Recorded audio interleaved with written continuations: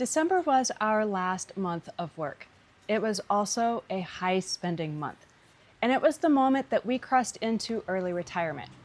So before we explain anything, before we tell you how this felt or what has changed, let's go straight into the numbers.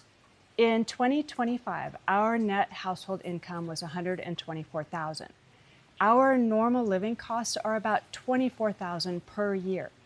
In December alone, we spent $4,675.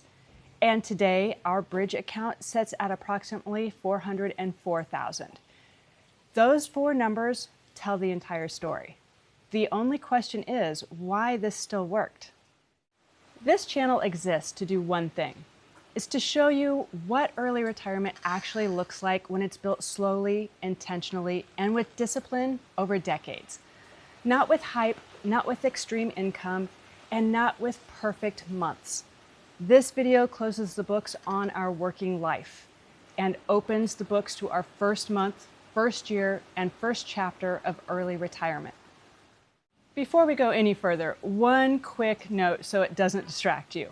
We're currently traveling and filming from Curacao. We won't be back home until April 10th-ish, so the background will look a little different for a while. And yes, if I look a little tan, it's because we've been outside a lot more. We also want to be clear that we are safe here. Even with the recent tension involving Venezuela, daily life here is calm. We're about 55 miles away from where those events took place, and we wouldn't be here if we didn't feel comfortable. So let's get back into those numbers. I also need to mention that all the income numbers that we share are net income, not gross. This is the money that actually hits our accounts after taxes and deductions. Net income is what you live on. Net income is what you save. And net income is what determines whether a plan works. Gross income is irrelevant once you're planning retirement. So let's start with December, because that's the month that makes people nervous. Our normal monthly living costs are about $2,000. In December, our core living costs were actually $1,875. So the part of this month was completely normal.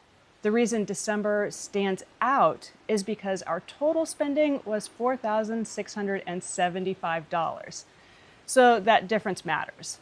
Let's separate that one clearly. Here's what has pushed our December numbers higher than usual. We paid $1,690 for some travel stuff, $175 for new phones that we use for travel and filming, and $860 for some Christmas gifts, and $260 for an unexpected furnace repair. So that's approximately $2,800 in planned or one-time expenses. This is not a lifestyle inflation thing, this is a timing thing. December showed three things very clearly for us. We know our baseline. We can separate reoccurring costs from one-time costs. And the third is a high month does not cause panic for us. High spending months do not equal high spending lives.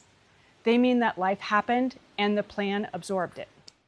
December only makes sense in context. 2025 was our last full year of work.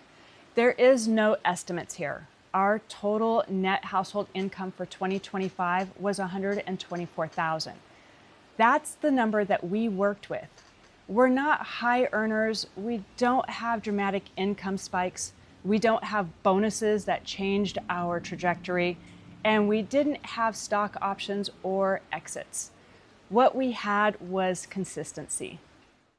In 2025, our basic living costs averaged $2,000 per month, or $24,000 per year. So this is not a projection. This is what we actually spent while we were still working. And that $2,000 breaks down roughly into $1,000 per month fixed costs and $1,000 per month in flexible costs.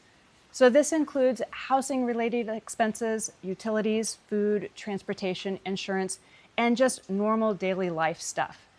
This isn't deprivation. This is intentional living practiced before retirement. So just to clarify, that $2,000 per month is our baseline. It's not our limit. Some months are lower, some months are higher. We did not retire with a plan that only works if every month behaves. We retired with a plan that has a range, and that is the difference between a fragile plan and a durable plan. Now, from our $124,000 net income in 2025, we invested $65,000, and we also set aside $20,000 in our checking account for our 2026 travels and to cover our early retirement living costs. So this was intentional. The goal was not to spend aggressively before retirement. The goal was to enter retirement with some margin. That cash exists so that we don't need to touch our investments immediately and so that spending can normalize without pressure. There's one more number that we want to be very clear about, and that's YouTube income. We keep this completely separate from our retirement plan. Since this channel has started in August of 2025, YouTube has generated a total of $4,085 so far. So this we treat as a side hustle, not as retirement income. It's not required for our plan to work, and it's not something that we rely on, and it's not something that we budget around. Some months it might be higher, some months could be lower, and some months could even be zero. So any YouTube income simply adds flexibility. It might offset some expenses, it may extend our bridge years, or it may just give us some extra margin. But our early retirement does not depend on it. This next part matters, especially for our new viewers. We are completely debt-free. We have no mortgage, we have no car payments, no credit card debt, and no loans. We've been debt-free since 2011. And debt is what turns normal life events into financial emergencies. So without debt, expenses are manageable. This is one of the reasons our baseline is low and our flexibility is high. Now let's talk about the account that makes this all possible. Our brokerage or bridge account currently sits at $404,000. That's up from last month, which was $396,000. Now, we have not taken any money from this account. We actually don't plan on touching it until May.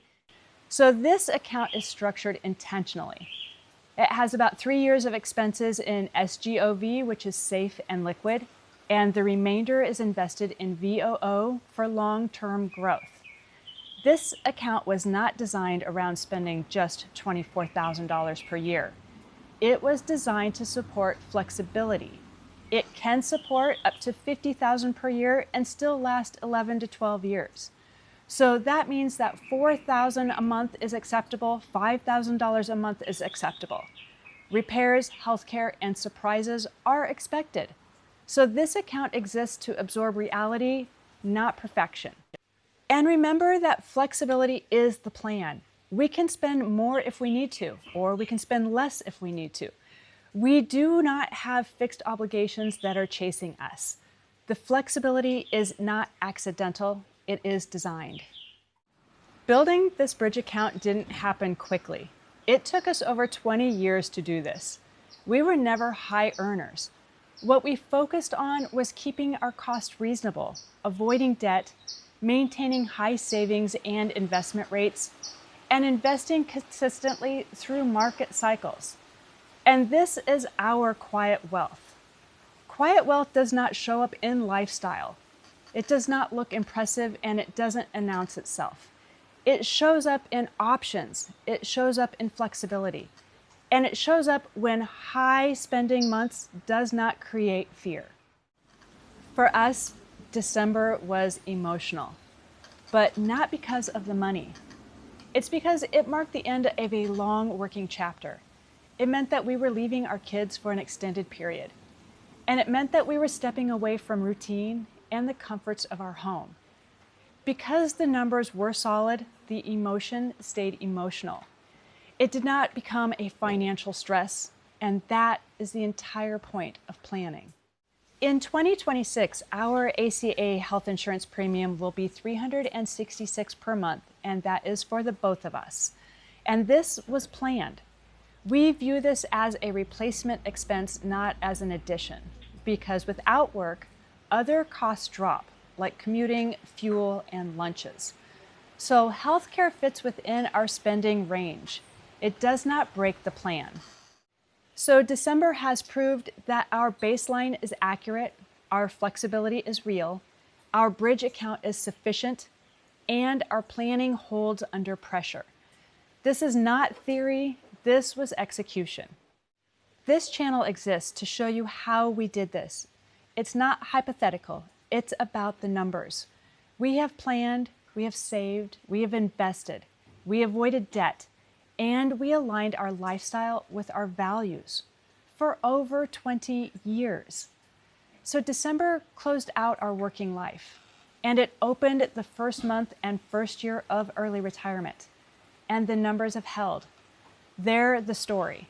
If you want to build something similar, start with your numbers. Know your baseline, know your range, and build your margin.